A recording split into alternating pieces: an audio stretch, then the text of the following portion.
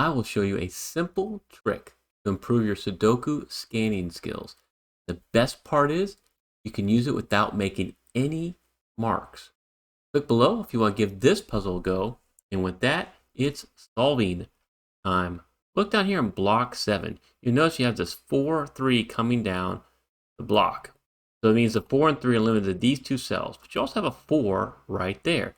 We can solve those two cells right there, 4 and a 3. All right, and now with these 4s right here, we can do some simple cross-hatching. And with that 4, only place for 4 in block 8 is right there. And then you go up here to block 2, and that's a 4.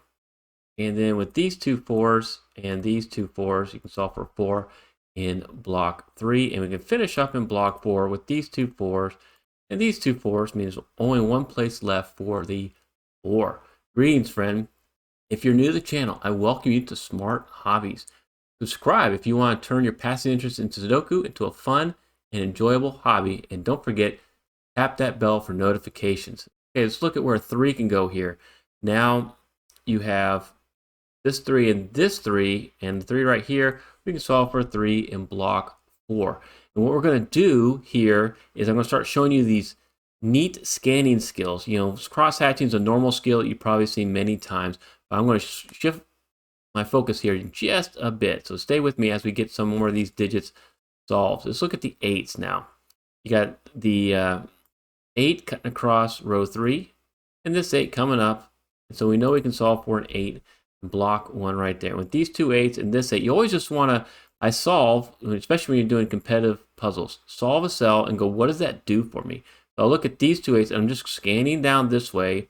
I see this, I go, okay, there's only one place for an 8 in block 3. And now, knowing that this 8's already right there, and I added this 8, I can now look between them and see, bam, there's only one place for an 8 in block 6. And then we can go to block 7 and go, well, can we solve for an 8? Which one of these is an 8? Yes, we can, because we need a 2 and an 8. And the 2 is right here, so that's got to be your 2, and that's got to be your 8. Now let's look where a 6 can go in block 1. And this is the first scanning tip I'm going to give you here that we're talking about. This neat little trick.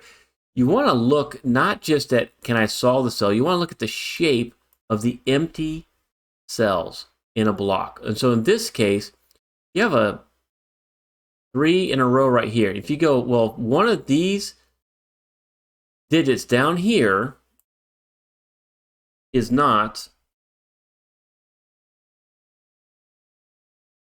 in the rest of this block, then we know it has to go right there. And so you see this, look down here and go, oh, boom, 6. That 6 is not up here, covers all 3 cells. I know we can solve that 6 right away. And now what we can do too is go, okay, this is the 3 cells here. Since we have 6 cells filled out in block 1, this shape is a locked triple. Not only is it a naked triple of a 5, 7, 9, but it's a locked triple, meaning that it covers the block and the column. And so you know that these 3 cells are taken care of. There's only one additional cell, so we know with certainty if you see this shape, 3 here and 1 additional, we can solve this. You're looking at the shapes of the empty cells. This will improve your scanning. And so if I go, okay, this can't be a 5, 7, 9. I got a 1, 3, 4, 6, 8. The only thing left is a 2. Of course, the other way to do it is to go 2, 2. This has to be a 2. Give me a thumbs up if you saw that 2 before me. Drop it in the comments. I'd love to hear from you. So what can we do now with the 2s? Because we just solved that. Well, now we're going to see where the 2s will take us. You got these 2s here and this 2. We can solve for 2 in block 5. And with these 2s and this 2, we can solve for 2 in block 2. And then down here, with these 2s and this 2, solve for 2 in block 9. And with these 2s and these 2s, again, anytime you have 4 of a digit looking into a block, you know there's only going to be one empty cell it can go in. So we can solve the last 2 right there. Now, I want to show you something else with these shapes, okay? It's going to be how this row interacts with this block here, okay? You notice is you got 3 digits remaining. We need a 1, we need a 5, and a 9. Well, this 1 is in the block. It covers 2 of those cells. So we know just by scanning, hey, I can solve this cell for a 1. That's easy. The other way to do it is you could go, there's a 1 comes around across this way. The 1s have to be a pointing pair. That means they have to be somewhere in row 6 in block 5. And so they can't be here because this one, they can't be here. Look at there. But this is a little easier than all the pointing pairs. You just go, I need three cells to fill out. Well, 1 digit is in 2 of these. It has to go right there. And now we can do the same with the 7 in row 3. Look across row 3. You'll notice how this 7 covers both of these cells, right? So that means we know the 7 can only go here in row 3. And you remember this is a 5, 7, 9. I see my 5. I'm going to pull it over. And we got our 5 there and our 9 right there. I cover the top 7 strategies you'll find in competitive Sudoku in my Sudoku solving guide. Click on the pinned comment to download it for free if you want to solve Sudoku even faster. Now with these 7s, what can we do with that? Well, with this 7 here, we can solve this cell for a 7. And now we're going to do something, what we just did with the 1s and the 7s, we're going to do with the 9s. You have 3 cells remaining here. The 9s in row 2 covers these 2. And so we're looking for a 1, 6, 9. Well, then this has to be your 9, right? It's the only place it can go in row 2. And now another shape you want to see is we know we can solve this cell right here.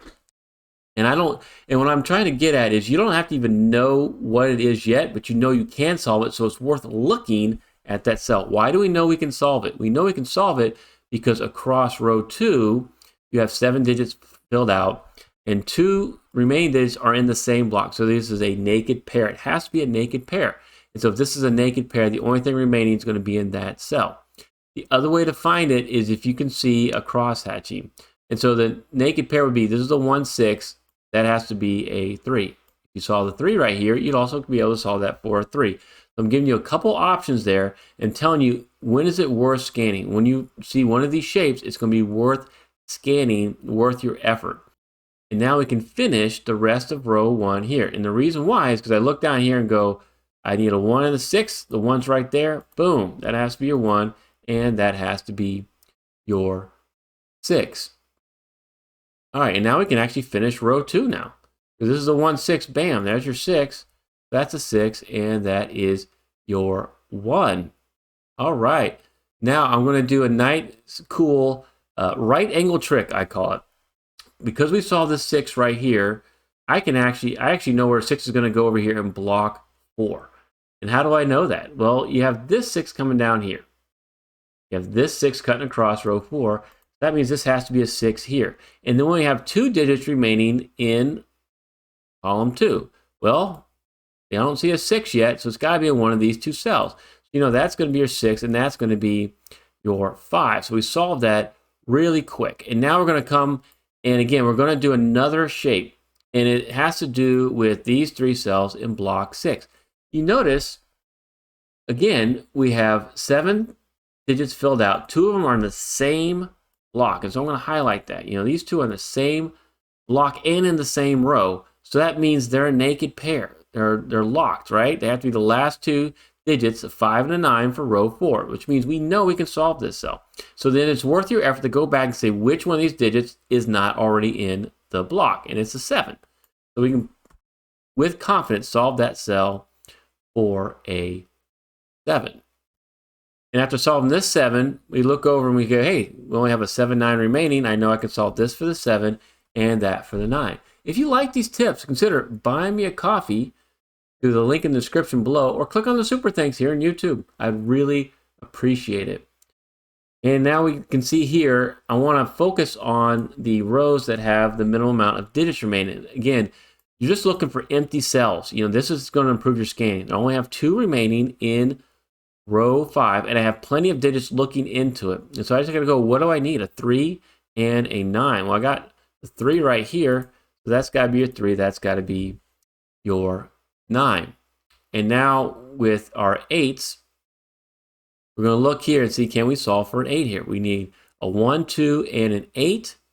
Or excuse me, a 1, 5, and an 8. I got my 1, 5 right there. That has to be your 8. And what does that 8 give us? Well, with this 8 and this 8, I'm going to solve for an 8 right there. The cross-hatching is always going to be the quickest. I'm just looking at 3 digits to be able to put an 8 right there.